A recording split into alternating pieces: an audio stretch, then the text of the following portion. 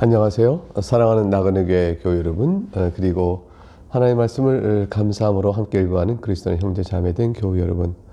오늘 우리는 시편 44편을 읽어갑니다. 시편 44편은 하나님의 징계를 받아서 극심한 고난에 이르게 된 하나님의 백성이 하나님께 부르짖는 구원을 위한 간구를 노래하고 있습니다. 먼저 하나님의 은혜로 번성하였던 과거의 사실을 회고하죠. 그리고 그것으로부터 하나님께 자신이 하나님과 관계 속에 어떤 형편에 놓여 있는지, 그리고 하나님께서 내리시는 이 극심한 환난 가운데서 자신들이 받고 있는 고통을 호소하고 하나님의 구원의 은혜를 확신하며 다시 여전히 간구하는 그런 내용의 구성으로 이루어져 있습니다. 1절부터 내용을 살펴보도록 하겠습니다. 하나님이여, 주께서 우리 조상의 날 곧 옛날에 행하신 일을 그들이 우리에게 알려주매 우리가 우리귀로 들었나이다. 하나님께서 우리 조상들에게 베푸셨던 은혜를 우리가 조상들로부터 들어서 우리가 알고 있습니다. 즉 우리가 하나님 앞에 서서 하나님의 백성이 된 것은 우리 조상들을 하나님이 하나님의 백성으로 선택하여 은혜를 베푸신 때문이오니 그 은혜 가운데 우리가 주 앞에서 여전히 하나님의 백성으로 주 앞에 서 있는 것이 아닙니까? 하나님은 역사 속의 하나님이요, 우리 조상들의 하나님은 곧 우리의 하나님이시니 우리 조상들을 불쌍히 여겨 행하셨던 은혜의 때를 우리가 기억하고 다시 주 앞에 구하옵나이다. 주님은 그 은혜 가운데 우리를 또한 부르실 걸 믿습니다 라고 호소하고 있는 것이죠. 그 하신 일들을 2절에 이렇게 설명합니다. 주께서 주의 손으로 뭇백성을 내쫓으시고 우리 조상들을 이 땅에 뿌리박게 하시며 주께서 다른 민족들은 고달프게 하시고 우리 조상들은 번성하게 하셨나이다. 가나안 땅에 약속한 그 땅에 애국으로부터 노예였던 그들을 구하여 내서 정착시키기까지 하나님께 행하신 모든 일들을 추억하는 것이고요. 그리고 가나안 땅에 정착한 이후에 또 이스라엘을 공격했던 주변 모든 이방 족속들을 하나님께서 어떻게 물리쳐서 이스라엘을 안식케 하셨는가를 기억하는 것입니다. 이것은 다윗 때의 평안과 솔로몬 때를 생각해보면 그지없는 아름다운 은혜의 감사가 있겠죠. 근데 지금은 어쩌면 지금은 말이죠, 바벨론의 포로처럼 되어 멀리 쫓겨난 형편처럼 극심한 고난과 하나님 앞에 예배하러 나갈 수 없는 어려운 형편이 되고 만 것입니다. 그러니까 이전에 주님께서 행하셨던 그 구원의 때 어떤 사랑을 베풀어서 오늘 우리가 있었는가를 이렇게 주 앞에 노래하면서 지금 자신이 하나님 앞에 구원을 간구하고자 하는 첫 출발의 말을 꺼내고 있는 것이죠. 3절, 그들이 자기 칼로 땅을 얻어 차지함이 아니요 그들의 팔이 그들을 구원함도 아니라 오직 주의 오른손과 주의 팔과 주의 얼굴의 빛으로 하셨으니 주께서 그들을 기뻐하신 까닭이니라. 하나님께서 그들을 기뻐하신 까닭, 그 하나, 하나님께 그들을 그냥 기뻐하셨습니다. 우리 조상들을. 그것이 유일한 저들이 이 땅을 차지하고 번성케 된 이유입니다. 주님께서 그들을 그대로 기뻐하셔서 오른손과 주의 팔과 주의 얼굴 빛으로 구원한 것이 아닙니까? 이 사실을 주 앞에 노래하면서 무엇을 이 노래 속에 담고 있나요? 하나님, 우리 조상들을 주님께서 기뻐하신 까닭에서 그와 같은 은혜를 베푸신 것처럼 우리들 또한 주 앞에 있사오니 우리를 기뻐하심이 아닙니까? 이렇게 말하고 있는 것이죠. 이런 은혜 때를 회상하면서 구원의 은혜를 베풀어 주기를 이제 간구하면서 그와 같은 구원의 은혜가 있을 때 우리가 주 앞에 이렇게 믿음으로 나갑니다라는 이미 구원받은 은혜들을 미리 바라보면서 결단을 하는 내용을 4절과 8절에서 이어 노래하고 있습니다. 하나님이여, 주는 나의 왕이시니 야곱에게 구원을 베푸소서. 우리가 주를 의지하여 우리 대적을 두르고 우리를 치러 일어나는 자를 주의 이름으로 밟으리이다. 나는 내 힘을 의지하지 아니할 것이라. 내 칼이 나를 구원하지 못하리이다. 오직 주께서 우리를 우리의 원수들에게서 구원하시고 우리를 미워하는 자로 수치를 당하게 하셨나이다. 우리가 종일 하나님을 자랑하였나이다. 우리는 하나님의 이름에 영원히 감사하리이다.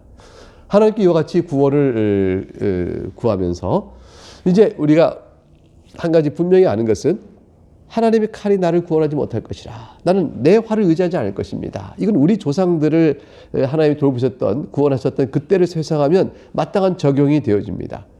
주님께서 우리 조상들에게 이 땅을 차지하고 번성케 하셨을 때 그것이 우리 조상들이 자기 칼로 얻은 것이 아니지 않습니까? 3절에 그렇게 노래했잖아요. 그래서 오직 주께서 그를 기뻐하셔서 하셨습니다. 이와 같은 내용 속에서 우리 또한 주님 앞에 구원을 간구하면서 나는 내 활을 의지하지 않을 것이요 내 칼이 나를 구원하지 못할 것입니다. 오직 나는 하나님만을 의지할 것입니다. 주께서 우리를 원수에게서 구원하시고 미워하는 자로 수치를 당하게 하실 것입니다. 그러므로 우리가 종일 우리 하나님만을 자랑하고 하나님의 이름에 영원히 감사하는 것 외에 내게 구원의 길 호소에 다른 길이 없습니다.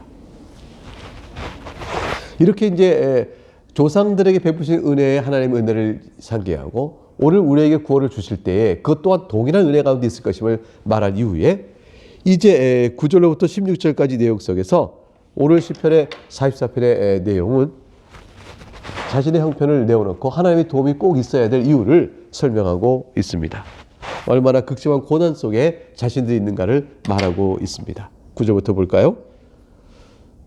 그러나 이제는 주께서 우리를 버려 욕을 당하게 하시고 우리와 군대와 함께 나아가지 아니하시나이다. 주께서 우리를 대적들에게서 돌아서게 하시니 우리를 미워하는 자가 자기를 위하여 탈취하였나이다. 지금 우리가 당하고 있는 고난을 하나하나 이 말씀 속에 담긴 뜻을 살펴보세요. 우리를 주님께서 버려서 욕을 당하게 하셨습니다. 그것은 우리 군대가 나가 싸웠으나 번번이 패배했는데 주님께서 우리 군대와 함께하지 않으셨기 때문입니다. 주께서 우리를 대적들 앞에서 등을 버리고 돌아서게 하셨습니다. 패배한 거죠. 우리를 미워하는 자가 자기를 위하여 우리를 탈취하게 하나님 하셨습니다. 마치 우리가 잡혀먹을 어린 양처럼 되고 말았습니다. 11절 그래서 양처럼 우리를 그들에게 넘겨주시고 여러 민족 중에 우리를 흩으셨나이다. 주님께서 이것은 바로 우리 주의 백성을 헐값으로 파신 것이 아닙니까? 그들을 판 값으로 주님께서 이익을 얻지도 못하셨을 텐데요. 우리가 무슨 값이 있는 것이라 팔아서 주께서 이익을 얻으시겠습니까? 오직 하나님만께서 우리를 기뻐하심으로 우리의 가치가 있을 뿐입니다. 이 얘기가 담겨 있는 거죠. 그러니까 이것은 굉장한 신앙 고백이 그 안에 담겨져 있는 거예요. 주께서 우리를 헐값으로 파셨습니다. 주님 우리를 파셔서 많은 이익을 누리셨습니까? 뭐 이렇게 따진 것이 아니고 우리는 주님께서 우리를 귀히 여기심으로 값이 있는 존재인데 주님께서 우리를 외면하시면 우리의 값이 무엇이겠습니까? 주님께서 우리를 헐값을 파셔도 아무런 이익도 되지 못할 존재들입니다. 이런 얘기죠. 13절 주께서 우리를 하여금 이웃에게 욕을 당하게 하시니 그들이 우리를 둘러싸고 조소하고 조롱하나이다.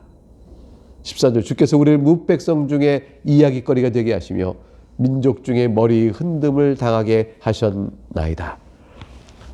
이제 바벨론 포로로 끌려갔을 때 이스라엘 백성들을 향하여 모든 주변 열방이 그랬죠. 저들이 이제 자기 하나님 이스라엘 여호와 하나님께 배반하고 배신하고 우상을 따라 섬기고 그러들이 자신들의 하나님에게서 버림받아 저렇게 망하게 되었다 하고 조소와 조롱과 이야기거리여 머리를 흔드는 그런 처지가 되고 만 것이죠. 15, 16절 나의 능력이 종일 내 앞에 있으며 수치가 내 얼굴을 덮었으니 나를 비방하고 욕하는 소리 때문이요 나의 원수와 나의 복수자 때문이니이다. 이렇게 극심한 고난을 청하게 된 상황을 호소하는 시편 기자는 하나님의 백성 이런 상황 속에서 어떻게 해야 할 것인가? 그 길은 딱 한 가지 길밖에 없는데 하나님께 호소하고 엎드리는 것이죠. 앞서 살폈던 것처럼 이전에 베풀었던 조상들이 줬던 은혜를 다시 한번 회상하고 그 은혜를 동일하게 베풀어 줄 지금 우리에게도 그런 하나님이신 줄을 고백하며 이 상황 속에서도 오직 하나님께서 우리를 결코 버리지 않으실 것이라. 이런 극심한 고난 속에서도 도움을 주하기를 간구하는 것. 그것만이 살 길인 것입니다. 그래서 17절, 18절에서 하나님 앞에 우리가 굳게 서겠습니다. 라는 이야기를 17, 18절에서 밝힙니다. 이 모든 일이 우리에게 임하였으나 우리가 주를 잊지 아니하며 주의 언약을 어기지 아니하였나이다. 우리의 마음은 위축되지 아니하고 우리 걸음도 주의 길을 떠나지 아니하였으나. 이러한 극심한 환난 속에 있지만 하나님께서 우리 조상이 했던 은혜를 생각할 때 내가 떠나지 않겠습니다. 여러분, 이것은 우리가 하나님을 믿고 의지하는 가운데서 하나님께서 이전에 우리를 불쌍히 여겼던 때를 생각하며 오늘의 우리 신앙 걸음을 여전히 충실하게 하겠습니다. 지금 주께서 나를 버리셨는가? 나를 외면하셨는가? 이러한 눈물 어린 상황이 있다 할지라도, 이러한 고통 속에 있을지라도 하나님을 바라보면서 여전히 굳건히 붙드는 신앙의 결단과 또 고백이 필요하지 않겠습니까? 17, 18절에 이와 같은 내용을 고백하고 있는 것이죠. 19절부터 22절에 자신들의 놓여 있는 처지를 이제 하나님께 이렇게 호소합니다. 19절, 주께서 우리를 승냥이의 처소에 밀어 넣으시고 우리를 사망의 그늘로 덮으셨나이다. 이것은 앞서 말했던 16절까지의 내용 속에 당했던 그 고난을 다시 이어서 말하고 있는 것과 같은 거죠. 그 사이에 17절과 18절에 그러나 이런 상황 속에도 우리가 하나님을 향한 굳은 하나님을 잊지 않고 또 우리 주의 언약을 우리 어지 않겠습니다. 우리는 하나님 앞에서 계속 서 있습니다라는 얘기를 사이에 17절, 18절 넣어놓고 다시 19절부터 하나님에 대한 하나님의 께서 도와주실 것을 주 앞에 간구하는 호소를 이어갑니다. 주께서 우리를 승냥의 처소에 밀어 넣으시고 우리를 사망의 그늘로 덮으셨나이다. 우리가 우리의 하나님의 이름을 잊어버렸거나 우리 손을 이방신에게 향하여 폈다면 하나님이 이를 알아내지 아니하셨으리까. 무릇 주는 마음의 비밀을 아시나이다. 우리가 종일 주를 위하여 죽임을 당하게 되며 도살할 양같이 여김을 받았나이다. 이제 이런 고난 속에서 우리가 당한 처지가 어떤가를 말하고 있습니다. 우리는 사망의 그늘에 덮임을 받은 자요. 하나님의 이름을 우리가 잊어먹거나 하나님의 이방신을 향하고 우리가 이런 상황에도 편 적이 있다면, 그렇다면 하나님 우리의 마음의 비밀을 다 아시고 살필 것이니 그렇다면 마땅히 우리가 도살할 양같이 여김을 받는 것이 마땅한데 그렇지 아니한 줄을 주께서 아시지 않습니까? 그런데도 우리가 그와 같은 처지가 되어서 승냥의 처소에 밀어 넣어진 도살할 양 같은 처지가 되고 말았습니다. 하나님, 이건 자신이 놓인 처지에 대한 하나님의 가진 호소예요. 여러분이 어떤 환난을 당할 때 여러분이 그 환난을 주님 앞에서 영적인 관점에서 하나님 앞에서 자신이 어떻게 서 있는가를 돌아보면서 당하고 있는 고난과 환난을 주 앞에 이렇게 호소할 수 있으시겠습니까? 어떤 말로 표현하시겠습니까? 여러분이 어떤 근심과 곤고함과 아픔과 슬픔과 괴로움이 있다 할지라도 하나님 앞에서 여러분이 어떤가를 먼저 살펴보시고 그 앞에서 하나님, 제가 하나님 말을 붙듭니다. 하나님 앞에서 제가 공의로운 하나님 앞에 제가 의롭습니다 라고 말할 수 있다면 하나님 앞에 정직한 여러분의 심정을 내어놓으시고요. 하나님이 인자하심과 자비하심을 붙듭니다. 하나님, 전에도 우리를 불쌍히 여기신 하나님 지금부터 살려주세요 라고 말할 것 같으면 또 그 말을 내어놓으시고 그러면서 우리 자신의 놓인 처지를 하나님 앞에서 가지 내어놓으시기 바랍니다. 이제 23절 26절에서 보듯이 속히 하나님께서 우리 고난을 돌아보사 오직 주님의 인자하심만이, 오직 주님의 인자하심은 우리의 구원의 희망인 줄 알고 그것을 그 인자하심에 호소하며 의지하며 구원을 간구하고 엎드립니다. 23절, 주여 깨소서 어찌하여 주무시나이까. 일어나시고 우리를 영원히 버리지 마소서. 어찌하여 주의 얼굴을 가리시고 우리의 고난과 압제를 잊으시나이까. 정말로 이때 고백할 때 잊으셨고 주무신다고 생각하실까요? 영원히 버렸다고 생각하는 것일까요? 아닙니다. 주님은 주무시지 아니하시고 주님은 우리를 영원히 버리지 아니하시며 주님은 우리를 향하여 얼굴을 결코 감추는 분이 아니시며 우리의 고난과 압제를 잊으시는 분이 아니시지 않습니까? 하나님은 결코 주무시지 아니하십니다. 이걸 다 알고 있어요. 근데 이러면서도 이걸 깨소서 주무시나이까, 영원히 버리지 마소서, 얼굴을 가리시나이까, 잊으시나이까 하는 말은 언제까지 주님 이렇게 우리를 이 처지에 놔두십니까? 라는 것이에요. 하나님께서 우리를 정말로 버리실 거라고 믿는 것이 아니고 언제까지 이 고난 속에 두시나이까를 호소하고 있는 것이죠. 이제 25절과 26절 마지막 두 절에 우리 영혼은 진토 속에 파묻히고 우리 몸은 땅에 붙었나이다. 진토 속에 묻히고 몸이 땅에 붙었으니 이 사망의 직전에 이른 거잖아요. 하나님 언제까지 우리를 이런 상황에 두시겠습니까? 26절, 일어나 우리를 도우소서. 깨소서. 주의 인자하심으로 말미암아 우리를 구원하소서. 이것도 일어나 우리를 도울 줄을 알고 있습니다. 그러나 언제까지 우리가 이런 상황에 있도록 놔두시겠습니까? 하나님 속히 일어나 도와주옵소서. 이런 말씀이죠. 일어나 도우실 줄 알아요. 그런데 속히 해주옵소서. 그 구원의 때를 속히 오도록 간구하는 것이죠. 오직 무엇으로 말미암아? 주의 인자하심으로 말미암아. 이렇게 될 겁니다. 시편 44편은 다른 시편과 달리 승리의 환희로 마치고 있지 않지요. 그러나 이 시편은 패배나 절망의 시편이 아닙니다. 왜냐하면 금방 말씀드린 것처럼 주님이 주무시고 계시고 또 버리셨으며 얼굴 가리시고 고난의 압제를 잊으시고 또 돕지 않은 분이기 때문에 이렇게 주님을 막 흔들고 간구하는 거라면 패배와 절망의 어두운 그림자가 꽉 차 있죠. 근데 이 시편 속에는 믿음의 분명한 확신이 있습니다. 그것은 무엇일까요? 하나님은 주무시지 아니하신다.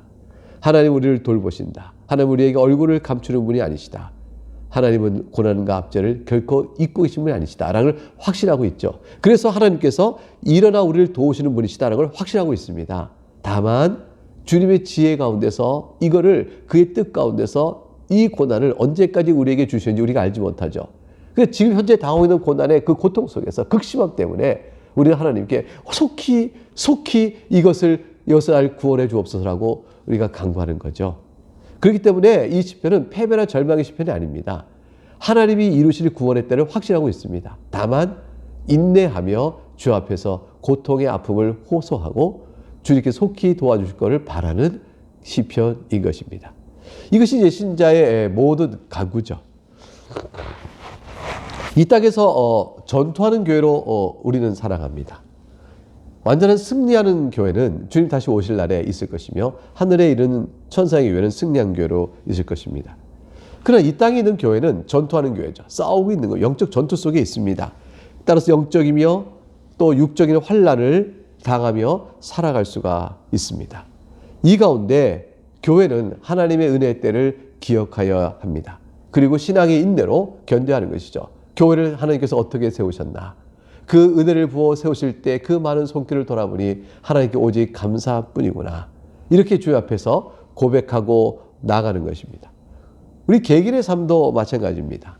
사랑하는 교회 여러분의 삶 속에 드리워진 어떤 고난과 시련과 시험일지라도 그걸 인내로 감당하게 될 때에 주님께서 여러분을 사랑하시고 함께 했던 화평의 때를 기억하시고요. 그때의 그 하나님이 지금 나의 하나님이심을 생각하고 날마다 주를 향한 언약의 신실함을 지키며 오늘도 신앙 앞에 나가야 합니다. 그리고 우리 하나님께 이렇게 기도하겠죠. 제가 주 앞에서 성실하였으며 주의 언약 가운데 제가 흔들림이 없습니다. 하나님 끼에서서 나를 도우소서 이렇게 얘기해야 되겠죠. 내가 언약 가운데 주 앞에 서 있을 때 하나님은 결코 나를 먼저 버리신 일이 없거든요. 하나님은 나를 항상 깨어서 돌보시고 계시거든요. 그러니까 우리가 하나님의 언약 공동체 안에서 즉 교회 안에서 한 지체로 여러 성도와 함께 예배하면서 하나님께서 우리 교회를 어떻게 사랑하시는지 교회 구성원된 나 개개인 하나하나를 또한 어떻게 사랑하시는지 그 확신을 마음에 꾹 확 갖고 우리 사는 삶의 자리 속에서 또 감당할 시련과 시험과 어려움과 난관을 우리가 감당하며 살아야 될 것입니다. 그러므로 그 날마다 베푸시는 은혜를 또 오늘도 바라보고 또 내일도 바라보며 사는 것이겠죠. 여러분 이 말씀을 읽었을 때가 내일 토요일이겠습니다. 그리고 다음 날은 주일이겠죠. 주일에 우리 함께 모여 예배하는 큰 기쁨을 또 소망 중에 바라보면서 공동체로 우리가 받는 하늘의 양식을 누리며 생명, 오늘 시편 44편의 이 고백의 생명을 내 것으로 삼을 수 있는 그런 우리들이 될 수 있기를 바랍니다. 오늘 여기까지 마치고 내일 다시 뵙겠습니다. 감사합니다.